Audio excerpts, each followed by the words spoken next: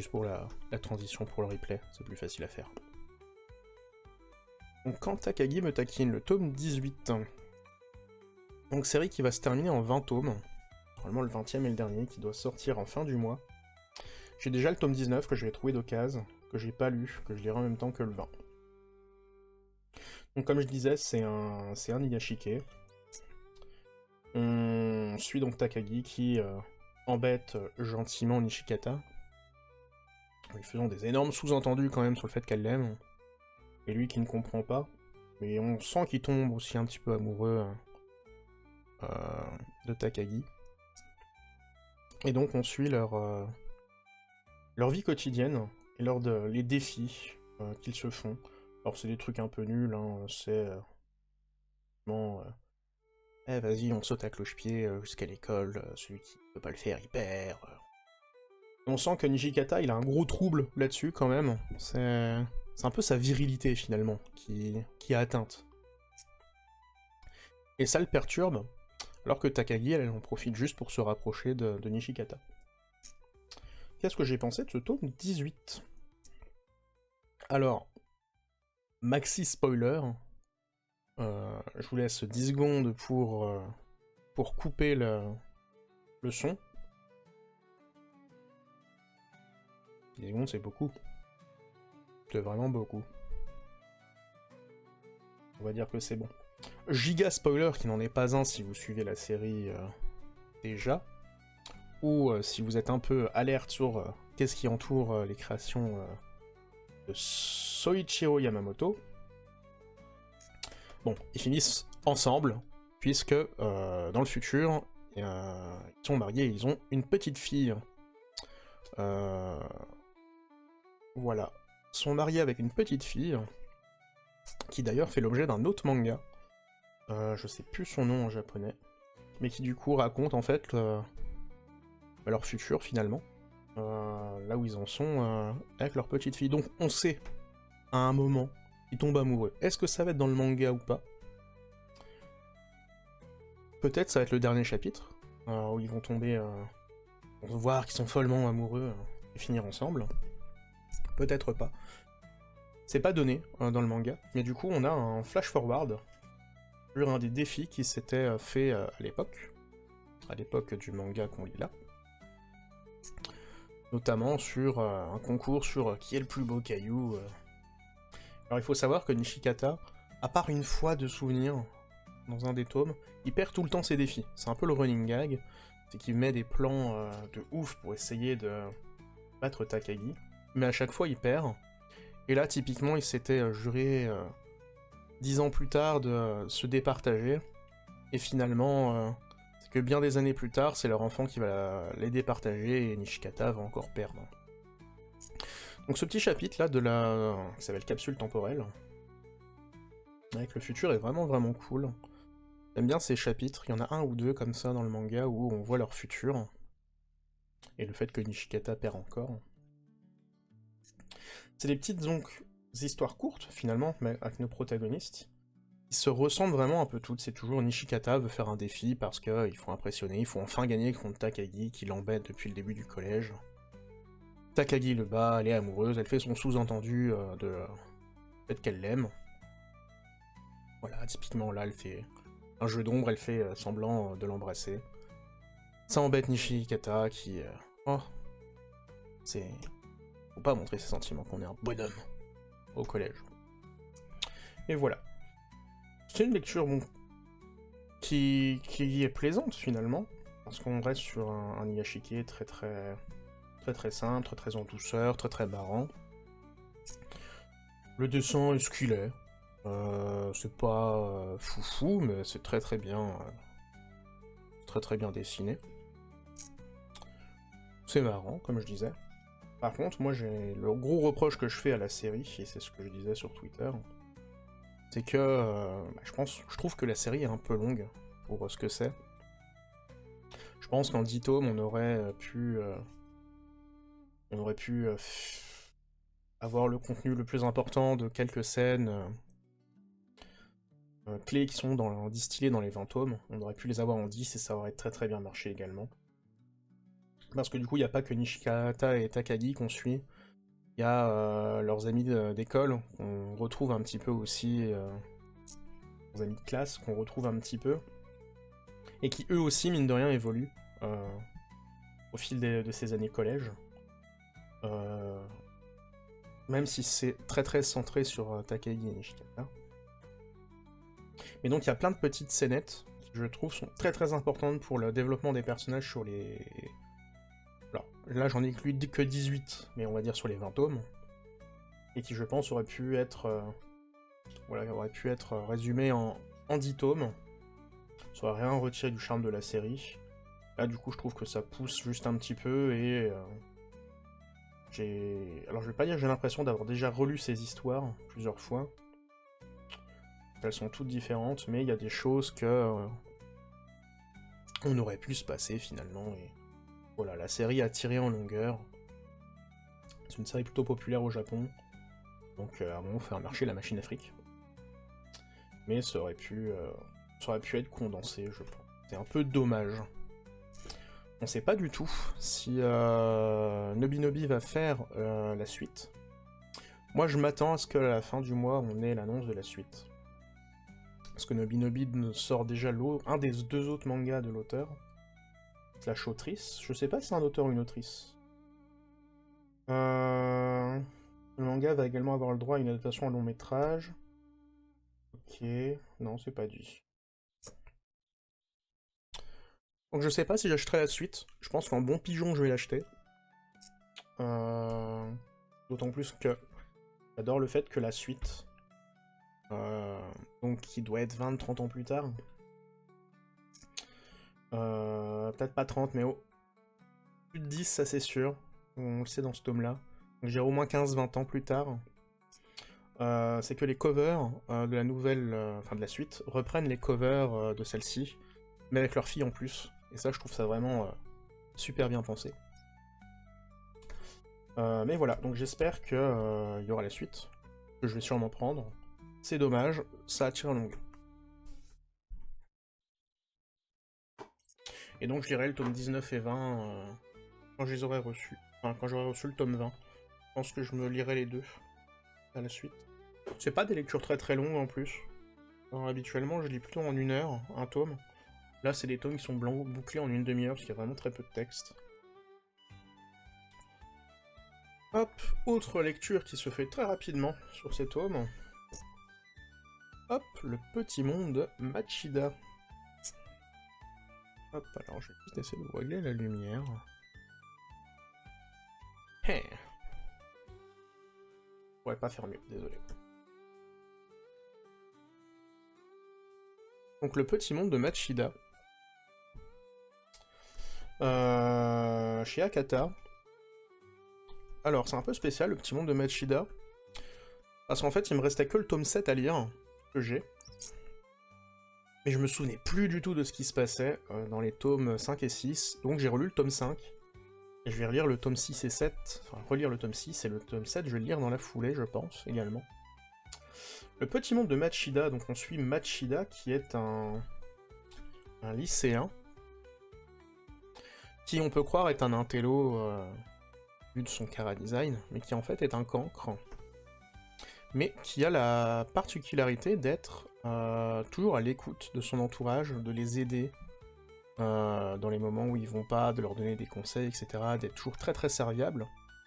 Et Machida, c'est un peu l'allégorie d'avoir un cœur d'or. C'est un mec bien. Et sans s'en rendre compte, il fait vraiment le bien autour de lui. Et les personnes l'apprécient pour ça. Mais il est un peu dans son monde finalement, il est un peu parfois à côté, pas à côté de ses bottes, mais il se rend pas compte des choses qui l'entourent. Notamment d'une de ses camarades de classe qui tombe amoureuse de lui. Et ça, il s'en rend pas compte du tout. Pour lui, c'est normal en fait ce qu'il fait et il se rend pas compte du bien qu'il fait autour de lui. Du fait qu'il arrive à changer le comportement des gens, etc. Même des personnes qui l'aiment pas, parfois. Il arrive quand même à les toucher. C'est un manga très très très feel good. Toujours un Iyashike. Quoi dire de plus? À part que ça s'est apparemment pas très bien vendu. C'est un peu dommage. Je pense que c'est une lecture qui peut plaire au plus grand nombre. C'est chez Akata en 7 tomes. Ça a même gagné des prix, pour le coup. Et je trouve que c'est dommage qu'on en ait très peu parlé, du petit monde de Machida. Donc là, dans ce tome 5, on suit Machida qui fait une réunion d'anciens de son collège ou de lycée. Il est peut-être à l'université, Machida, au début. Je sais plus. Et qui, du coup, revoit un camarade de classe qui pensait qu'il l'aimait bien, mais en fait, l'a toujours détesté. Également, il va aider une artiste. Une vieille artiste qui, de souvenir, a perdu son mari et qui broie un peu du noir. Il va, juste par sa présence, il va réussir à l'aider. On a aussi une histoire avec Machida qui a oublié de dire aux autres que c'est son anniversaire, et du coup ça vexe les autres, et Machida, vu qu'il est un peu dans son univers, il comprend pas pourquoi. Bah, ça aurait fait plaisir à ses camarades de pouvoir lui souhaiter son anniversaire à la bonne date, etc. Il y a plein de petites histoires comme ça, mais qui sont vraiment très très cool. C'est très très feel good, ça se lit assez vite. Je crois que Manga Badass en a parlé, notamment, dans la vidéo qu'il a sortie ce matin, sur 10 mangas feel good. Et ce qui est très marrant parce que on va parler d'un autre manga qu'il a cité un peu plus tard dans cette liste. J'ai enfin fini un tome qui était sur ma table de nuit. Je l'ai lu chapitre par chapitre, mais c'est parfois dur à suivre. C'est le quotidien d'une épée maudite. Je me demande pourquoi je lis ça, parce que c'est un peu aux antipodes de ce que j'aime bien en général. Déjà, parlons du chara design. Quand ça fait des têtes absurdes, j'ai vraiment du mal. Notamment sur le héros principal. Voilà, les têtes comme ça, habituellement, j'ai vraiment du mal. Mais là, en vrai, ça passe. Comme vous pouvez le voir, le trait est vraiment très très bien. C'est vraiment très très détaillé. C'est par le même auteur qui fait l'adaptation de Elden Ring, qui sort chez Mana Books. Ce même auteur qui s'est mis en pause pour faire le DLC. Ça m'a fait très très rire de voir que le manga part en hiatus parce qu'il a dit les gars, je veux des vacances pour m'inspirer. Mais du coup, le quotidien d'une épée maudite, ça raconte l'histoire d'une petite fille qui trouve une épée qui s'appelle JB. Pour Justice Braver, mais qui s'appelle JB. Petite fille qui fait souvent des conneries, et qui se retrouve avec cette épée surpuissante, on ne sait pas trop d'où elle vient, dans un monde de fantasy, mixé avec de l'anachronisme. Typiquement, il y a des parcs d'attractions, il y a des téléphones portables, des smartphones, il y a la télé, etc. Mais dans un univers vraiment Medfan pour le coup, avec cet énorme anachronisme. Petite fille du coup qui fait galérer son grand frère, qui est le héros finalement, lui, qui aspire un peu à une vie tranquille, qui aimerait bien joindre les deux bouts, et qui se retrouve sans cesse emmerdé par JB et sa petite sœur, qui font que des conneries qu'il doit réparer. Qui vont l'amener à des situations un peu absurdes.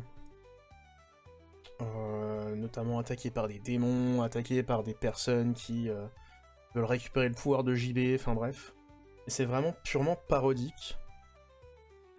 Et c'est une lecture très très spéciale, qui est pas facile, je trouve, d'accès, dans le sens où, comme je disais, c'est très très dur à lire, et l'aspect purement parodique pourrait ne pas plaire à tout le monde. Moi je sais que j'ai quand même du mal sur cette série. C'est pas que je l'aime pas, je la trouve très marrante, mais je m'enchaîne pas les chapitres, je m'enchaîne pas les tomes comme ça. Voilà, petite série. Je crois que c'est fini en 12 tomes en tout. On doit être au tome 8 ou 9 en France. Pas une grande reco. Mais une petite lecture... Petite lecture rigolote, dirons-nous. Pour intercaler des trucs un peu plus sérieux ou... quand on a envie de se lire des trucs un petit peu bizarres, finalement. Hop là. Donc, je crois que j'ai jusqu'au tome 8 dans la Mangatech. Et voilà, comme je disais, je prends un tome de temps en temps, il est sur ma table de nuit. J'ai d'autres mangas comme ça que je lis au fur et à mesure, notamment Sleepy Princess. Hop. Que j'ai juste ici, qui est dans le même registre, un manga épisodique, pour le coup. Que je lis petit à petit, parce que c'est vraiment très très marrant. Mais j'arrive pas à manquer un tome de suite. Et là je suis même giga en retard, parce que du coup ça sort dans des box Meian. Jusqu'au tome 12, là je reçois jusqu'au tome 16, et je crois que j'ai lu les 3 premiers tomes. Parce que je les avais reçus avant le déménagement, et j'ai un peu laissé ça... moisir. Alors que j'aime vraiment beaucoup la série. Notamment la série animée qui était vraiment très marrante. Ou pareil, on est sur un Higashike, comme je disais, épisodique.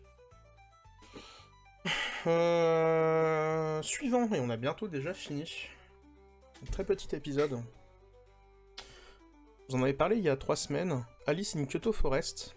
J'avais pas fini le tome 2. Série en 2 tomes, toujours chez Moonlight. J'avais pas fini le tome 2, je vous avais donc juste parlé du tome 1, en vous disant que c'était quand même un peu bizarre, il y a beaucoup d'intrigues qui sont soulevées, on sait pas où ça va en 2 tomes. Où donc on suit l'histoire d'Alice qui est une orpheline, qui est adoptée par son oncle et sa tante, mais qui vit très très mal sa vie vu que son oncle la déteste finalement. Et elle se dit que le seul moyen de s'en sortir dans sa vie et d'être un peu plus épanouie, c'est de devenir une Maiko. Et elle va donc trouver une offre pour une maison de Maiko, pour devenir une Maiko, et en fait elle va se rendre compte qu'elle arrive dans un monde, dans un Kyoto, qui n'est pas le Kyoto qu'elle connaît, et ce parce qu'en fait elle a traversé un monde, elle a traversé un portail qui va la ramener dans un Kyoto qui est... entre tradition et modernité, pour citer cet adage un peu nul.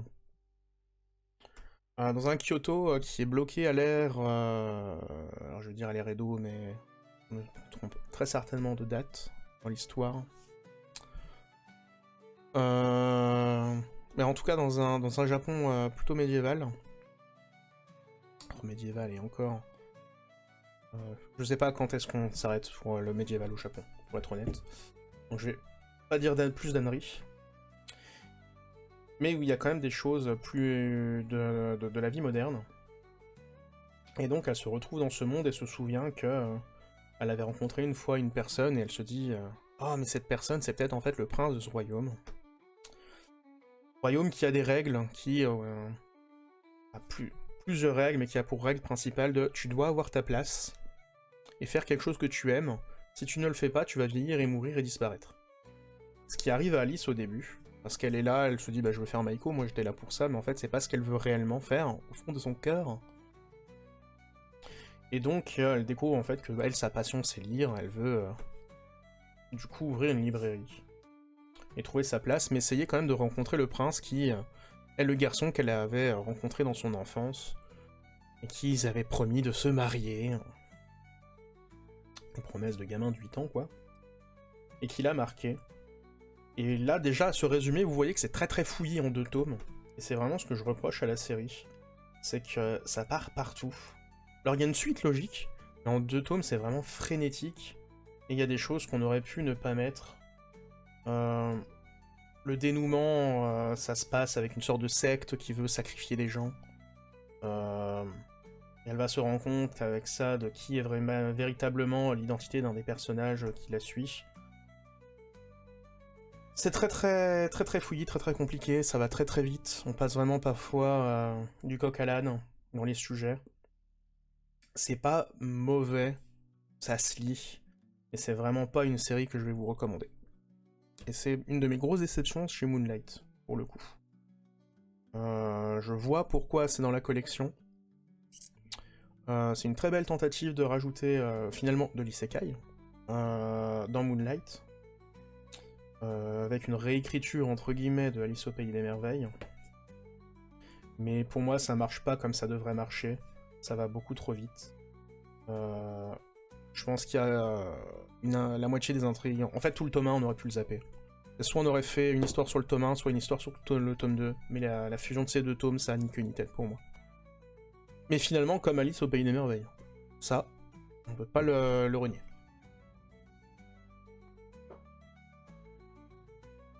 Je vous le disais tout à l'heure, j'ai lu le tome 3 de Minuscule. Alors j'ai les 11 tomes, bientôt 12. J'ai adoré les deux premiers tomes et je les ai juste achetés à un moment où il y avait une énorme occasion d'économiser de l'argent. Il y a un code promo sur un site internet d'un revendeur de BD.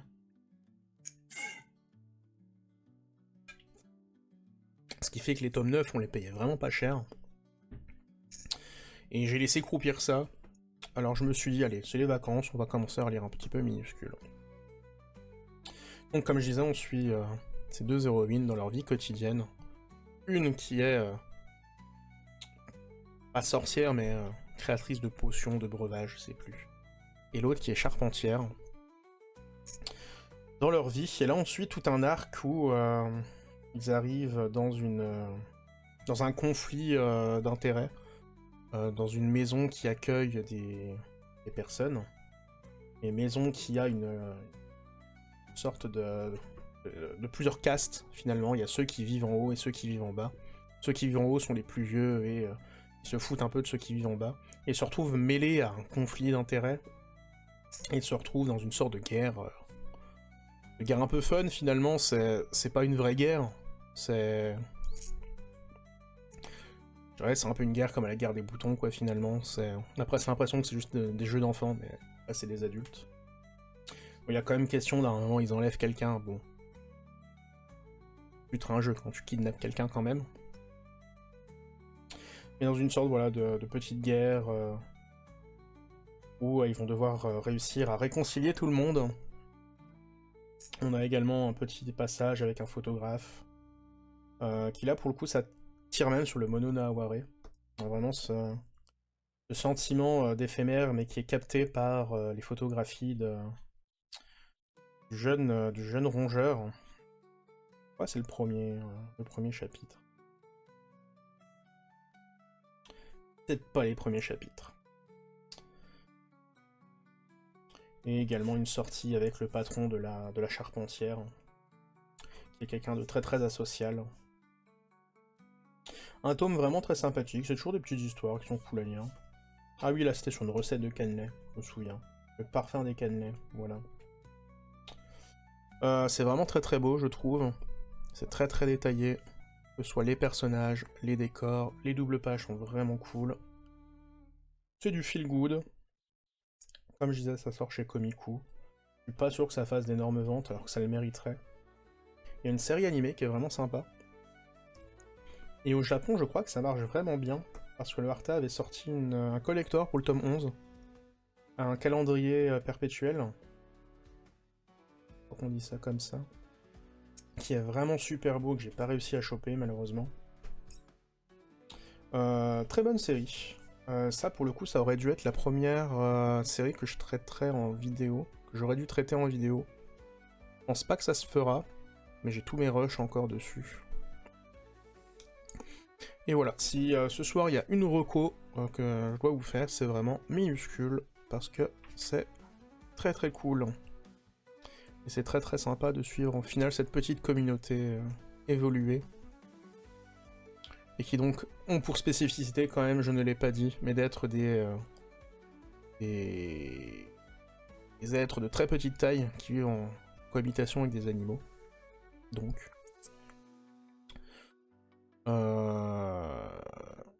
un peu à la Arthur et les Minimoys, finalement.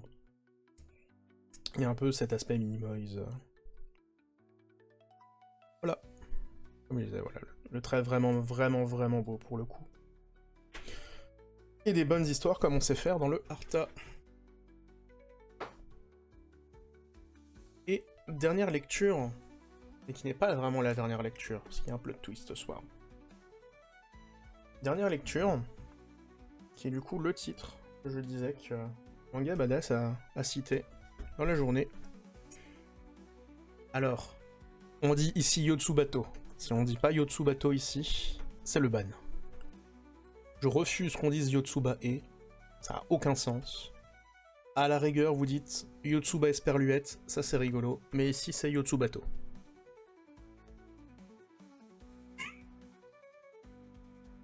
Yotsuba, du coup, ou Yotsubato.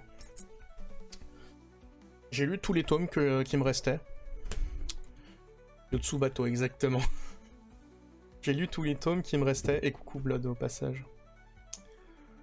Tous les tomes qui me restaient, qui donc, j'ai rattrapé la parution.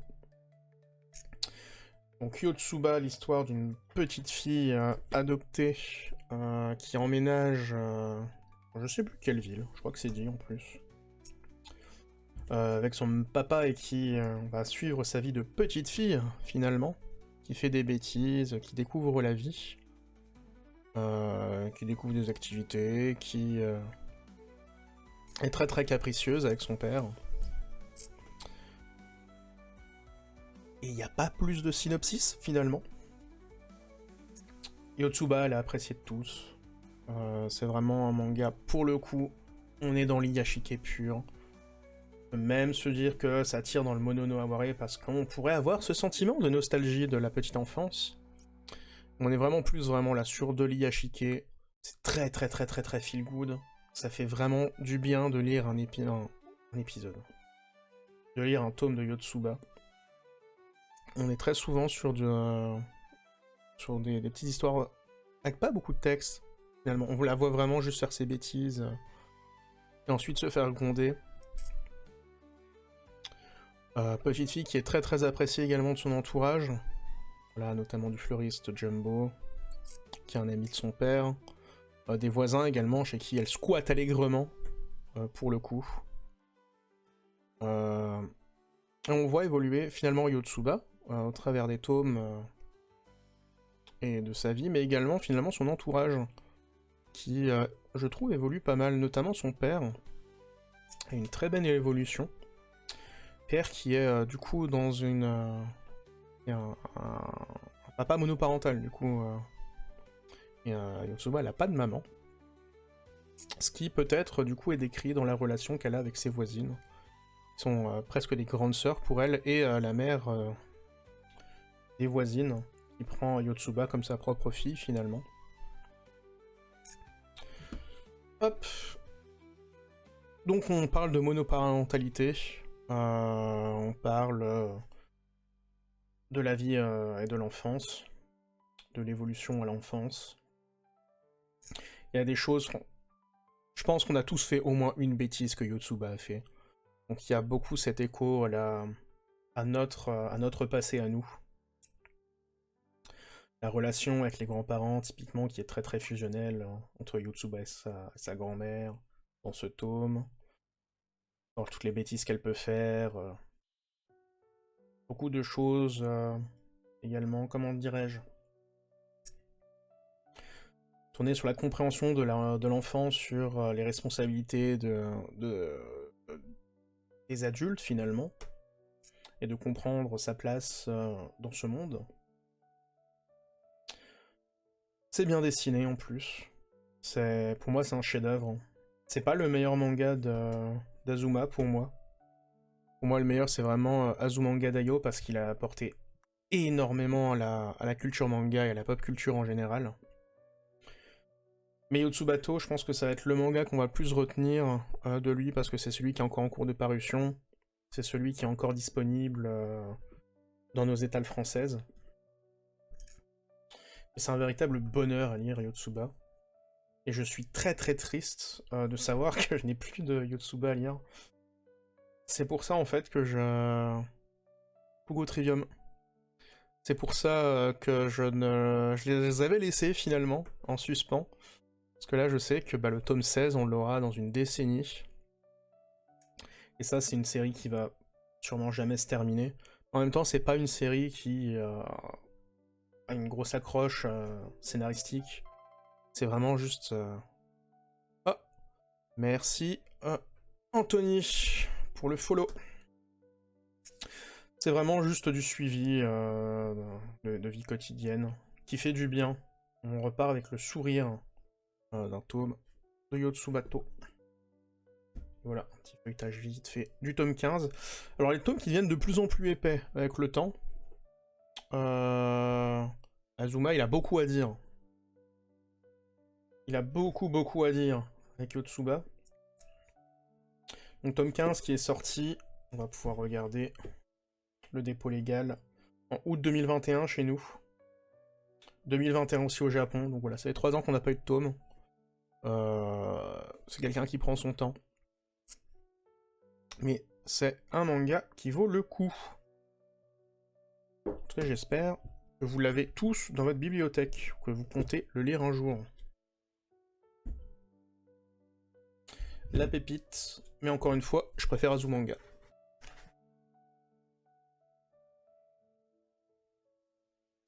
J'ai pas, tu me les envoies. Je te les enverrai à ton ancienne adresse, quand tu auras déménagé.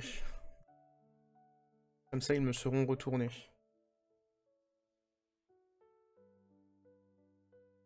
Zou.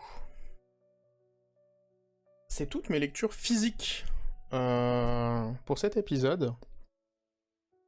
Et je dis bien lecture physique. Parce que, surprise, on va faire un énorme hors-sujet. Alors ça va aller vite, hein, je pense que je vais pas non plus m'éterniser sur ce que j'ai lu en numérique, du coup. Parce que, incroyable, j'ai lu du numérique. Alors, on va relever un peu ça. Hop.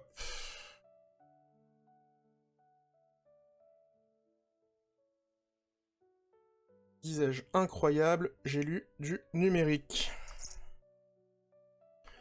J'ai lu 2 bouquins en numérique. Alors 2 bouquins. 2 séries plutôt. Hop.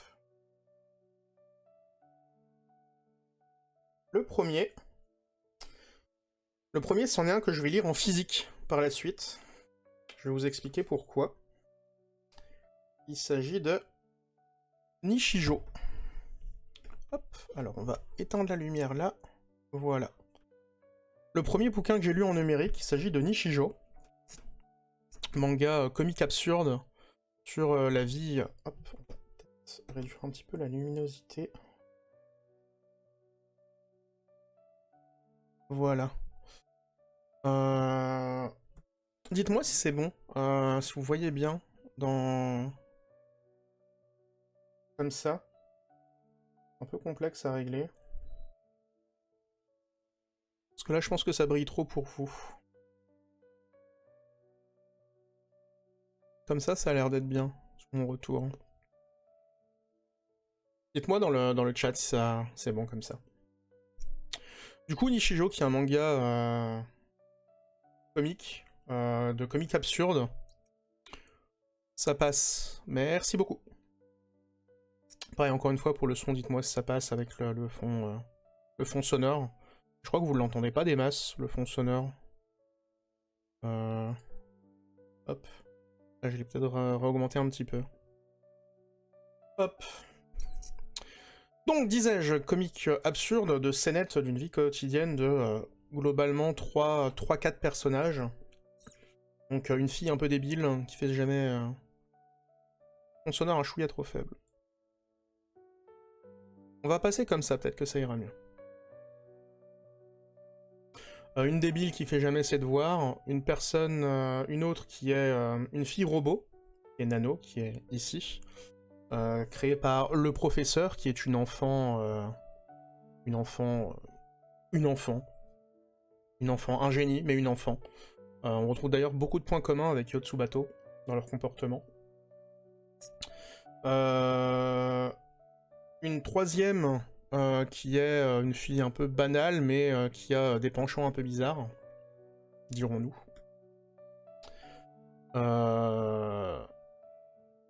Et alors quand je dis des penchants bizarres, c'est qu'elle adore dessiner du yaoi, et qu'elle est amoureuse d'un garçon qu'elle flingue à coups de lance-roquette. Hilarant, voilà, c'est vraiment de l'absurde, mais je trouve ça hilarant. Il y a d'autres personnages qu'on retrouve, notamment l'intello, voilà, elle. Mai, qui est l'intello un peu blasé, qui recale un peu les autres, mais qui est un personnage aussi très très marrant. Alors pourquoi j'ai lu un tome en numérique? En fait j'ai lu le tome 3, parce que je me suis acheté tous les tomes en anglais. Adieu Nueve, adieu Nishijo, bonjour Nishijo. Pourquoi je me suis acheté tous les tomes en anglais? Parce que du coup il y a une box en anglais, et qu'il y a eu une énorme promotion dessus. Je pense que c'est pour surfer un petit peu sur la vague du fait qu'il y a le tome 12 qui a été annoncé en anglais, vu que Keiichi Arawi a repris le manga. À la base, c'est un manga en 10 tomes. Il en a fait un 11e et a dit « ça y est, c'est fini ». Et finalement, il a repris la série pour faire un 12e tome, apparemment un 13e. Qui du coup qui va déjà être traduit en anglais. Je pense que la traduction est finie, d'ailleurs. Qui vont juste... là, c'est le temps qu'ils les impriment et qu'ils les envoient. Et du coup, je pense que c'est à cette occasion que la box des 15 ans, qui contient les 10 premiers tomes, s'est retrouvée à une énorme promotion, et du coup, elle était trouvable pour 72 € sur Amazon. Bah du coup, le calcul, il est vite fait. 72, 10 tomes, ça fait 7,20 € le tome, c'est moins cher que Nueve. Nueve, on n'est pas sûr qu'on va avoir la fin. Bah, let's go, finalement. Et le tome 11 et 12, on les trouvera... en général, on peut les trouver à 11 €. Donc en fait, pourquoi attendre, finalement? Là, la série va finir avec à peu près le même prix que Nueve, avec cette grosse promo. Donc je me suis dit, allez, pourquoi pas? Mais du coup, j'ai honteusement tipiac l'intégralité de la série, pour lire le tome 3, voir si le niveau d'anglais, et notamment le niveau des blagues, était pas trop complexe à comprendre. Du coup, c'est pour ça que je me suis lu le tome 3, et finalement, ça passe très très bien. Alors, c'est pas de l'anglais très facile, on va se l'avouer. Hop. Pour les prochaines fois, je pense que je partagerai directement la tablette. C'est pas de l'anglais très très facile à comprendre sur certaines blagues. J'ai dû aller chercher certaines traductions, notamment de l'argot, ou des expressions qu'en fait on utilise dans toutes les langues, sauf en France. Voilà, comme vous voyez, bon, c'est vraiment... Salut Coconut. Et oui, salut Nishijo. Donc des Yonkoma, alors des parties Yonkoma, plutôt, dirons-nous, des parties non Yonkoma. Mais du coup voilà, c'est accessible en anglais, c'est pas facile à tout comprendre. Et alors par contre c'est d'une qualité au niveau de l'humour. Vraiment l'absurde, ça marche de ouf dans ce tome. C'est pas le même absurde qu'on retrouvait dans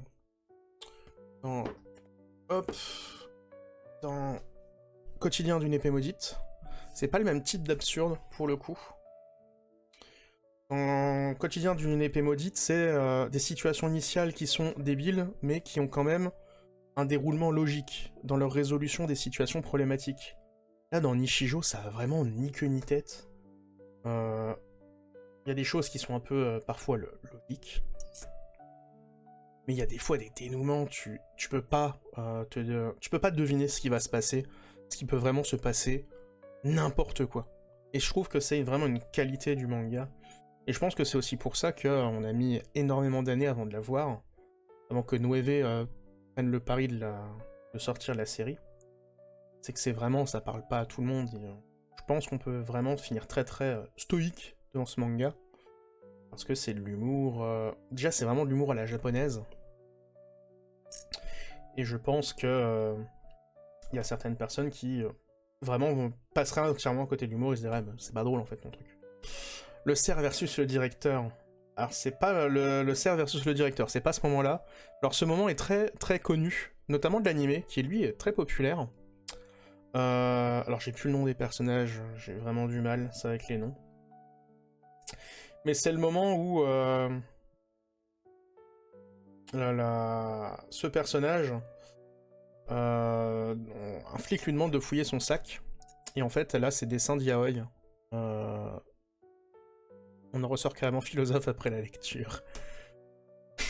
Philosophe, peut-être pas. Si on a bien aimé, je pense qu'on peut se dire waouh, qu'est-ce que j'ai vécu. Mais c'est du coup un moment très connu de l'animé où un flic lui demande d'ouvrir son sac parce qu'il y a des problèmes de faux billets qui circulent. Et en fait, elle a ses dessins d'Yaoi qu'elle ne veut pas que personne ne voit. Et du coup, elle va se mettre à assommer toutes les personnes qui voient ses dessins qu'elle essaye de récupérer. Donc c'est une scène très connue de l'animé. Parce qu'elle va se mettre à faire des souplexes à tout le monde. Donc elle assomme le flic, elle fait un souplex à sa pote. Voilà. Elle assomme le gentleman, qui est un personnage totalement random. Tu sais pas ce qu'il fout là. Tu sais pas pourquoi il est habillé en gentleman. Juste, il est là. Et voilà, il y a la chèvre qui commence à bouffer ses dessins. Et elle fait un énorme souplex à la chèvre. L'auteur, il aime bien les souplexes. Je pense qu'il adore regarder le catch. Et voilà, elle se met à faire des souplexes à tout le monde. Enfin, c'est vraiment débile. Et c'est que ça tout le long. Les passages avec, comme je disais, Nano et la prof. Et le chat qui parle, d'ailleurs, grâce à son ruban. Pareil, c'est des condensés de bêtises, mais en même temps de mignonitude, je trouve. Notamment quand la prof ment, avec ses petits yeux et l'onomatopée du slide en mode « Oui ». Qui fait d'ailleurs réutiliser plus ou moins. C'est un peu la même réutilisation qu'il y a eu dans Yuru Camp. Avec Aoi qui, quand elle ment, pareil, c'est comment on représente quelqu'un qui ment dans le manga, c'est les yeux qui partent en haut à droite, ou en haut à gauche, là, d'ailleurs, à un moment. Mais qui a été surutilisé dans Yuru Camp, et qui, d'ailleurs, d'après l'autrice, Nishijo est une de ses inspirations pour certains gags. Le souplex, c'est un running bien japonais, qu'on retrouve dans Gintama, GTO, etc. D'accord, ok. Ils ont un gros passif avec le catch, pour le coup, le Japon. Parce que j'avoue, je connais pas du tout le catch. Donc voilà, pourquoi j'ai lu Nishijo en anglais sur la tablette. J'ai lu ça hier soir. Ça passe bien en anglais, donc je vais pas annuler ma commande Amazon. Yep, ils adorent le catch, ok. Je vais pas annuler ma commande Amazon, puisque c'est accessible finalement au commun des mortels des Français. Alors, comme je disais, c'est pas si facile à lire, mais c'est accessible. Il y a juste à certains moments, vous allez devoir sûrement aller rechercher des explications d'argot anglais. Ou notamment, voilà, le Catch 22, qui est une situation dilemmatoire qui vient d'un roman. Et ça, c'est un type de situation dilemmatoire. Et ça, typiquement, je suis allé chercher la définition. Parce que dans tous les langues ce qu'il y a sur Wikipédia, pour le coup, alors peut-être pas toutes, extrapole, j'exagère, mais sur Wikipédia, t'as énormément de pages sur qu'est-ce que le Catch 22, et pas en français, parce qu'en fait c'est une expression qu'on n'utilise pas du tout.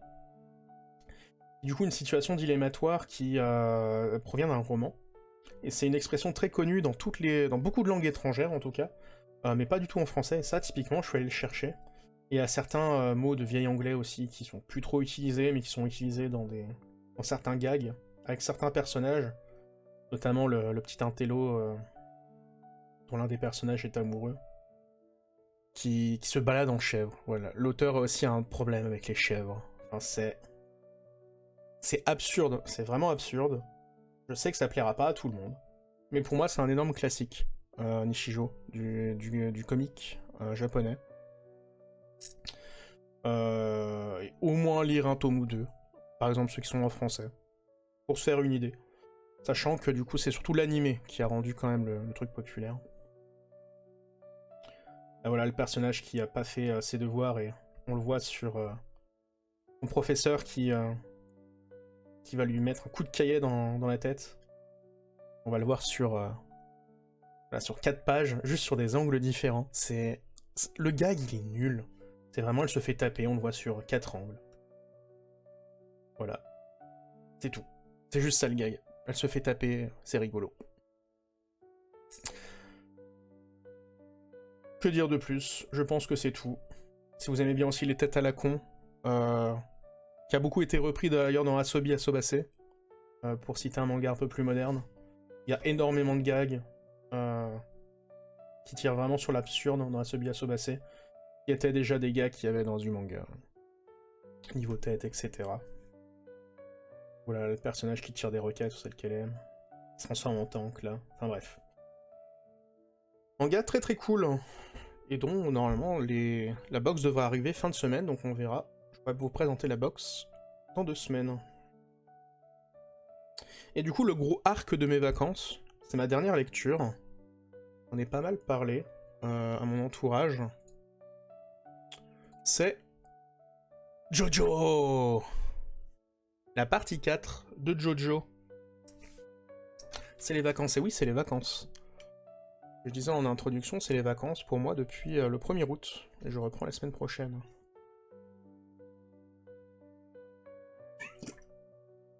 Buvez, il fait chaud. Jojo, le diamant est incassable. Donc Diamond is Unbreakable. J'avais absolument envie de relire... Alors, pas de relire, de lire pour le coup la partie 4 de Jojo. Alors mon expérience avec Jojo, il faut savoir que avant j'étais de ce genre de mec qui disait ouais la Japanimation c'est gros weeb. Et j'ai eu 2 vagues via des amis. Et là ça date du DUT, j'avais un ami qui... Le Jojo Fac par excellence. Kevin de son prénom. Le gros Jojo Fac par excellence. Et qui regardait la partie 3 qui était en cours d'animation il me semble. Ou qui venait de se finir d'être animé, enfin bref. Sur la nouvelle animation du studio David, du coup, David Productions.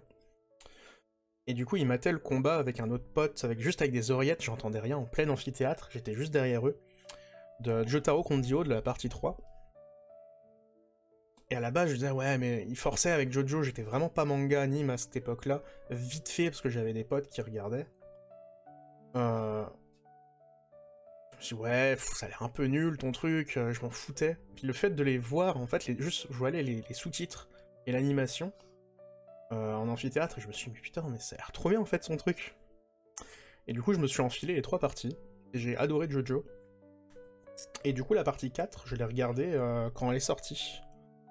Donc j'ai surtout un affect de l'animé de Jojo, pour le coup, parce que c'est vraiment par là que j'ai commencé. Et donc j'ai vu la partie 4, pour situer. Les seules parties que j'ai lues, c'est la fin de la partie 5, parce que j'arrivais pas à attendre la fin de l'animé, que ça arrive. Et la partie 7, Steel Ball Run, que j'ai dévoré en 1 semaine en début d'année. Et je voulais me faire plaisir à la base, je les achetais en physique, et Amazon a décidé que non. Amazon a décidé de refuser plusieurs fois mes paiements. Et donc je lui ai dit, bah c'est pas grave, je vais prendre une version des maths, de la Deluxe.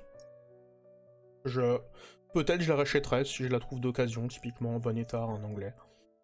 Donc la Deluxe anglaise, pour le coup, qui a le fort avantage, déjà d'être hyper quali au niveau des fichiers, mais surtout d'avoir, là vous le verrez peut-être un peu difficilement, brille beaucoup, mais qui a du coup la bichromie, qu'on n'a pas, il me semble, sur la version française, de chez Delcourt.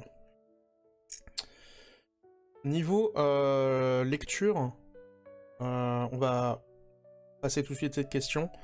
Jojo c'est un peu difficile à lire, parce que c'est beaucoup d'argot, pareil, surtout sur la partie 4, avec Okuyasu. C'est beaucoup d'argot, un peu de délinquant, c'est pas des mots qu'on a forcément l'habitude de voir en anglais. Donc des fois ça demande un petit peu de recherche pour certains mots, mais tout le temps dans le contexte, on comprend ce qu'ils veulent se dire. On comprend que des fois ils utilisent des mots un peu style délinquant pour s'envoyer des fions. Du coup, dans le contexte global, je pense que avec un petit niveau d'anglais, ça se lit très très facilement. Série virile, pas besoin de lire. Ah si, manga, faut le lire quand même. Et du coup, voilà, je voulais absolument me relire la partie 4 de Jojo, qui est ma partie préférée, pour le coup. Parce qu'il y a cette vibe très... c'est con à dire pour un Jojo, mais une vibe très tranche de vie. On va suivre donc les aventures de notre groupe, avec... j'allais dire une connerie, Josuke, Koichi, et le reste de la bande, etc. Enfin bref. Évoluer dans leur petite ville de Morio.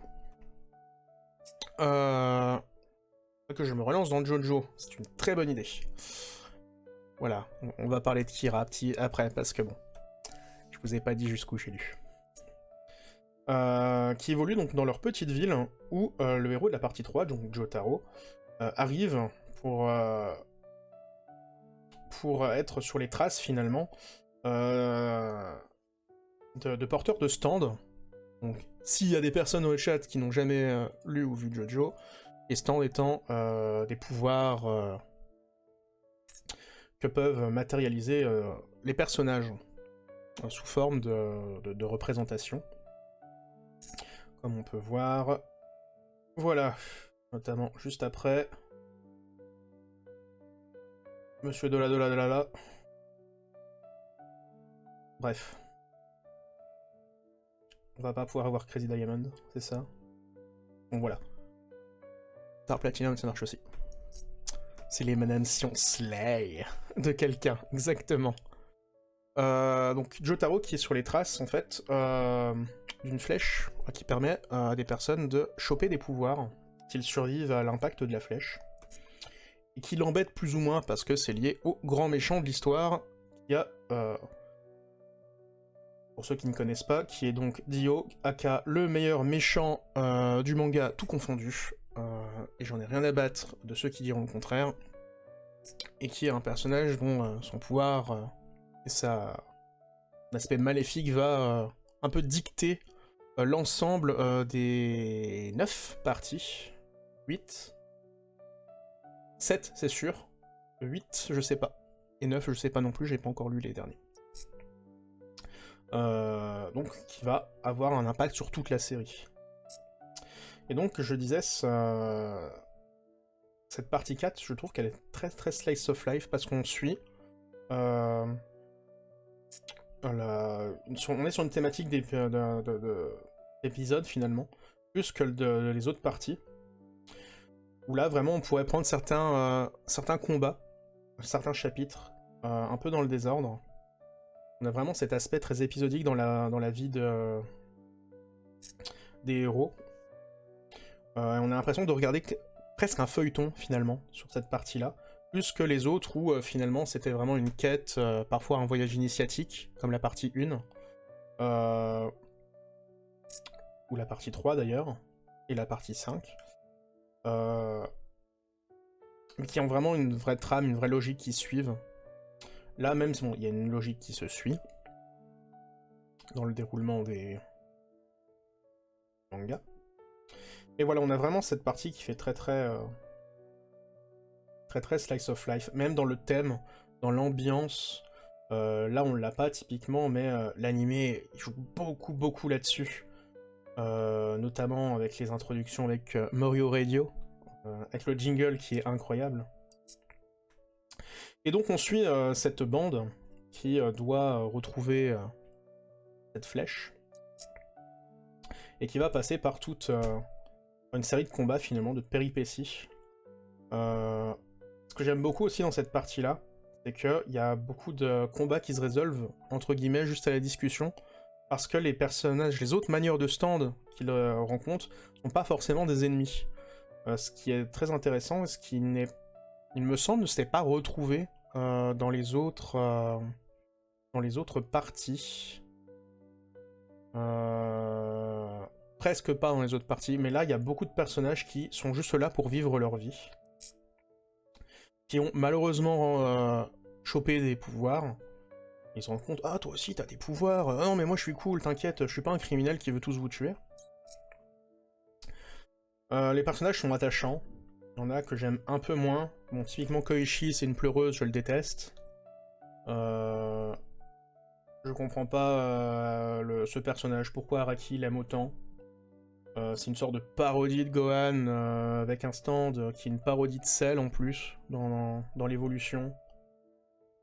J'avoue que j'aime pas beaucoup Koichi. Il y a des personnages qui sont très détestables, mais qui sont vraiment intéressants pour l'histoire. Typiquement Rohan, pareil, Rohan, personnage détestable au possible, mais un des personnages préférés d'Araki, parce qu'il a quand même beaucoup fait évoluer le personnage. Les traits, je les trouve magnifiques. Et les personnages, ils sont super bien dessinés. Il y a peut-être le fait que Araki il aime bien changer le trait de ses personnages au cours d'une histoire. Remember, j'ai oublié le nom du cabot de la partie 3, je m'en voudrais pas. Je vous l'ai dit, moi les noms c'est difficile. Iggy. Si c'est Iggy. Surtout. Ouais, Iggy le dogo shoot à la caféine. Le trait est vraiment incroyable, j'adore vraiment le style mangaka. Même les décors, ils sont cool. Alors pour le coup, vraiment dans le shonen et le seinen, un peu de baston comme ça, habituellement les décors, ils sont vraiment nazes, je trouve. Mais là, ça passe super bien. On est vraiment sur ce vieux trait. Il me semble que c'est les années... C'est début des années 80, il me semble, les premiers JoJo. On va me confirmer dans le chat. Il y a cet aspect qu'on retrouve notamment aussi dans la façon dont il dessine les corps, etc. Un peu comme Ken le survivant, finalement. 86, merci. Vraiment cet aspect, cette esthétique du beau corps, finalement, qui est au total opposé un truc que je déteste, qui est dans Baki, où là c'est vraiment les corps exagérés de ouf. Là on est vraiment à l'opposé, je trouve. Et là on est vraiment sur une esthétique, moi, qui me plaît beaucoup. Et donc j'ai lu, comme vous pouvez le voir, 6 tomes de la Deluxe, en 1 semaine et demie. Qui correspond donc à 12 tomes sur les 18 de la série. Donc je pense que je vais les finir avant mes vacances. Et on arrive donc à Chad, Kira, qui est le grand méchant de cette partie. Un méchant en plus qui n'arrive qu'en deuxième partie du manga. Et ça je trouve que c'est incroyable dans la narration. C'est que tu suis les aventures des héros. D'habitude, le grand méchant il est présenté dès le début finalement. Tu sais qu'il y a un méchant, il y a un objectif, c'est d'aller le battre. Dans ce genre de shonen de bagarre. Là, cette partie-là, elle est vraiment pas comme ça pour le coup. Tu te dis... au milieu du manga, tu te dis... De cet arc, tu te dis, mais... Qu'est-ce qui se passe? Ils ont déjà battu le méchant. Putain, c'est trop bizarre. Ils ont déjà retrouvé la flèche. Et là, t'as Kira qui arrive. Et t'es en mode... Pouah! En fait, le grand méchant, c'est pas lui. C'est pas celui qu'ils ont battu. Et t'as un méchant encore plus méchant qui arrive. Et c'est Kira, qui n'aspire qu'à une vie tranquille. Et finalement, c'est d'autant plus fort, je trouve, comme méchant. Parce que du coup, c'est un serial killer qui vit à Morio. Qui tue des femmes depuis une vingtaine d'années, il me semble, de souvenir. Qui a cette pulsion, il doit tuer des femmes chaque année. Et voilà, ils gardent leurs mains en plus. Et l'introduction de Kira, comme on te la présente, c'est via le fantôme... d'un des personnages qu'il a tué. Il me semble que c'est par ici. Non, c'est un peu avant. C'est avec Cinderella, là. C'est encore avant. On t'explique comment Kira est venue assassiner pauvre adolescente. Ça doit être par là. Perdu. Ah, bref. Comment il vient assassiner une adolescente et tu dis, mais c'est un taré le mec. Le mec lui a léché la main avant de la buter. Et le personnage est super bien écrit. Et ce qui est redoutable dans la façon en fait du personnage, comment il est écrit, c'est que Kira lui il veut juste tuer et vivre sa vie quoi. Il veut pas qu'on l'emmerde. Et le fait que ce soit un personnage banal, finalement, je trouve que ça le rend plus effroyable, parce que du coup, t'as vraiment ce sentiment de... Il pourrait exister, en fait, Kira. Je pourrais te dire que c'est vraiment ton voisin, ton collègue. Il a cette justesse d'écriture sur sa partie non fantastique, du coup, enfin, non fantaisiste, du stand. Tu dis que ça pourrait exister, en fait. Et c'est ce qui fait que je trouve que c'est un des meilleurs méchants de JoJo qui existe, pour le coup. Donc je me suis arrêté à la partie avec le mec, avec le gamin, Rock Paper Scissors Boy. Je sais plus comment il s'appelle en réalité. Et ce qui me fait très plaisir à redécouvrir la partie 4, c'est qu'il y a des méchants que j'avais totalement oubliés. Typiquement le rat, enfin les deux rats qui ont un tank comme stand qui tirent du poison. J'avais complètement zappé.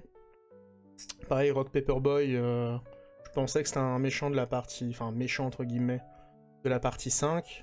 J'avais complètement oublié. De souvenir, il y a Superfly, il doit être aussi de la partie 4, que je vais bientôt attaquer du coup. Et juste le plaisir de redécouvrir Kira. Incroyable, tu peux le dire, c'est un des meilleurs méchants tout court. Bah je le dis, oui, c'est un des meilleurs méchants tout court, je pense que Kira c'est un des meilleurs méchants qui existent dans le manga.